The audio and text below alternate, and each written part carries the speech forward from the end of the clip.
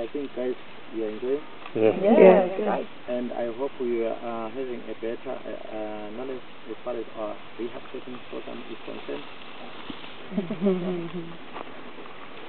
If not, please stop asking some questions, but not me. You know the question you're supposed to ask. On the off.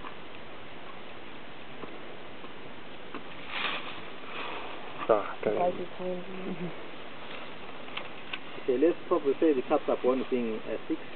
The mother will be having something like 4 teeth. Okay. Yeah. Then the 2 will actually, if they fail to suckle, they will naturally die. Or else, within the pride, there is a lioness that will be having 2 cubs.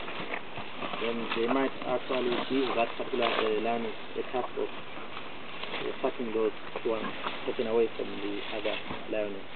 So if you what we call, or they practice what we call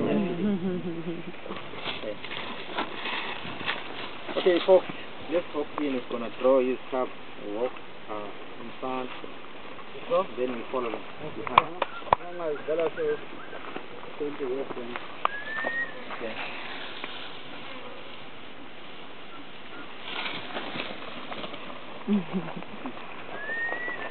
Let's go.